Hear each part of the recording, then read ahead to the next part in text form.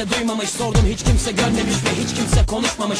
Korkular dolup taşınca komşular da kanlamış. Yalancı şahitler çoğalmış, ordular da saf almış. Sanki herkes zan altında, pozisyon sert penaltı. Yer altından çıktım ben çoktan, fareydim çok yol aldım. Korktum bazen ben de, herkes gibi umudum kalmadı. Fakat sabrımsa aramızdaki en büyük farktır.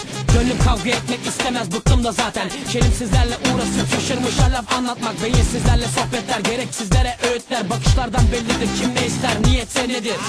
Orada kimse yok mu, hadi biraz ses ver. Burada ben sıkıldım, yaklaş bana el ver. Eninde sonunda görüşeceğiz elbet. Şimdilik bende bu kadar, iyi bu mesafe. Seninle iyi arasında büyük bir fark var. Benimle senin aranda kocaman bir fark var. Kötüyle benim aramda irice bir fark var. İyi ile kötü arasında duran fark var. Seninle iyi arasında büyük bir fark var. Benimle senin aranda kocaman bir fark var. Kötüyle benim aramda irice bir fark var. İyi ile kötü arasında duran fark var.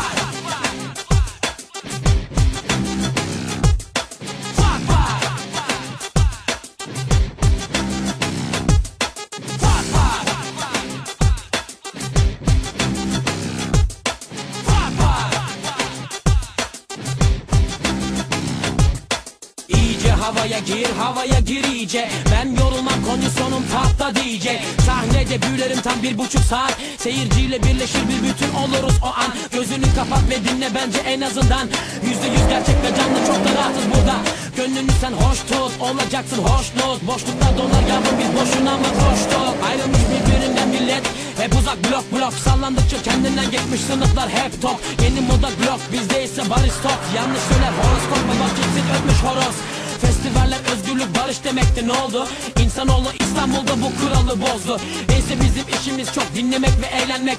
Dinletmek ve eylemek gerek, beklerler çünkü bizde seninle iyi arasında büyük bir fark var. Benimle senin aranda kocaman bir fark var. Kötüyle benim aramda irice bir fark var. İyi ile kötü arasında duran fark var. Seninle iyi arasında büyük bir fark var. Benimle senin aranda kocaman bir fark var. Kötüyle benim aramda irice bir fark var. İyi ile kötü arasında duran. Uzaklaştıkça uzaklaşır, insanlar yabancılaştı. Ortamlar yabanileşti, kelamlar acayipleşti. Saygıysa çölde bir yerde, her dilde bir aşk şarkısı. Kör düğümle düğümlenen yollarda arkadaşlıklar.